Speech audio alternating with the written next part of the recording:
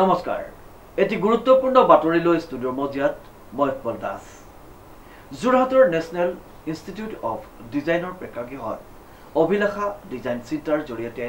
যুৱমনক প্ৰেৰণা দিয়া শীৰ্ষক এক কৰ্মশালা অনুষ্ঠিত হৈ যায় নিউজৰ এক বিশেষ প্ৰতিবেদন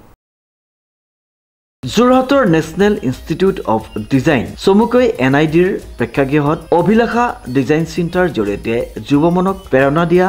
শীৰ্ষক এক কৰ্মশালাৰ উদ্বোধনী অনুষ্ঠান অনুষ্ঠিত হৈ যায় ইণ্ডিয়ান ইনষ্টিটিউট অফ টেকনলজি চমুকৈ IIT গুৱাহাটীৰ ডিজাইন বিভাগৰ ডিজাইন ইনোভেশ্যন চেণ্টাৰ চমুকৈ DICৰ উদ্যোগত যোৰহাট জিলা প্ৰশাসন আৰু যোৰহাটৰ ৰাষ্ট্ৰীয় ডিজাইন ইনষ্টিটিউট চমুকৈ NIDৰ সহযোগত এই কৰ্মশালা আয়োজন কৰা হয় অভিলাষা হৈছে গুৱাহাটী IITৰ ডিজাইন বিভাগৰ ডিজাইন ইনোভেশ্যন চেণ্টাৰ চমুকৈ DICৰ অধীনত প্ৰতি বছৰে আয়োজন কৰা স্কুলীয়া ছাত্ৰ-ছাত্ৰীৰ বাবে ডিজাইন সজাগতা কাৰ্যসূচী এই কাৰ্যসূচীয়ে শিশুসকলক ইণ্টাৰেক্টিভ হাতে কামে কৰা অভিজ্ঞতাৰ জৰিয়তে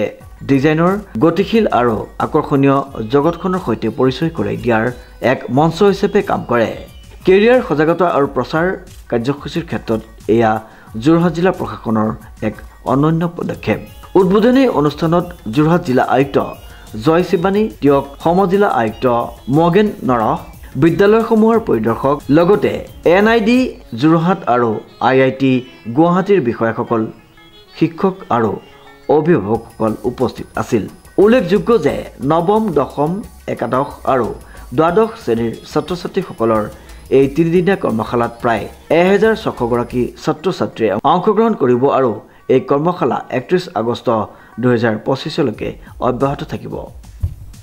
উৎপল দাসৰ এক বিশেষ প্ৰতিবেদন নিউজ নাও